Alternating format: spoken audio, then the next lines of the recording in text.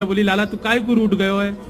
बोले मैया मैंने जो रात को तोते कही कई बार काम को करवा दे। सब गोपी बोली मैया कहा कही लाला ने रात को। यशोदा मैया इसकी बोली अरे कहा बताऊं, रात में मुझे यूं करो मेरो ब्याह कराए दो। मैया अब मैं बूढ़ा है तो जा रहा हूँ मेरो ब्याह करा दो। 3.5 बरस को भयो अभी यूं करो मैया अब का मेरो ब्याह तू बुढ़ापे में करावेगी, अब तो मेरा उम्र हैगी मेरो ब्याह करा दे। ऐसी ऐसी बात ने बनावे। सो एक गोपी बोली अच्छा लाला ब्याह करेगो।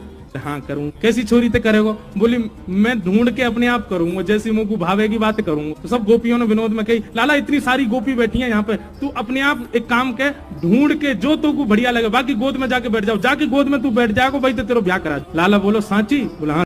बोलो सांची। बोला हाँ सांची। सो ठाकुर जी गोपी इनके घूंघट उठा में मैया जे तो बूढ़ी है गई जाते ना कर रहा। दूसरी गोपी के पास गई मैया जी तो कानी है या की तो आंख ही ना है। तीसरी गोपी को मुंह उठा के मैया जे तो तेज लगे मुंह को तो घर से निकाल देगी या तो बयाना कर रहा हूं मैं। ऐसी सब गोपी इनके आगे।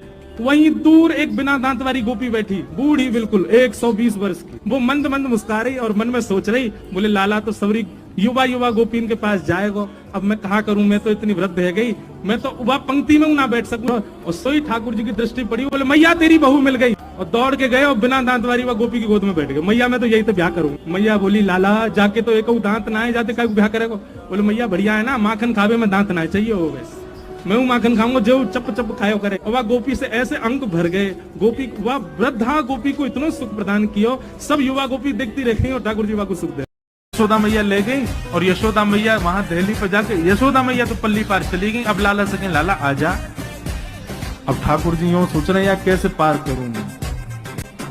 तो ठाकुर जी अपना एक पाम उठा में वाके ऊपर धरे, हाथन से चढ़े, कैसे ना कैसे करके ठाकुर जी चढ़ तो गए ऊपर।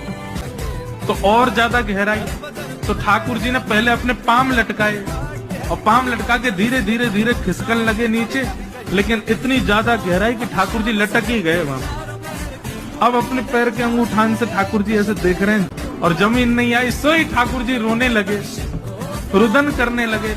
इतने में ही राजा बलि वो आकाश से देख करके बोले देखो इनके नाटक देखो, 3 पग जमीन मांगने आए थे मुझसे और 2 पग में तीनों लोग नाप लिए थे इनने, और आज यशोदा मैया की दहली नहीं पार करी जा रही है इनसे।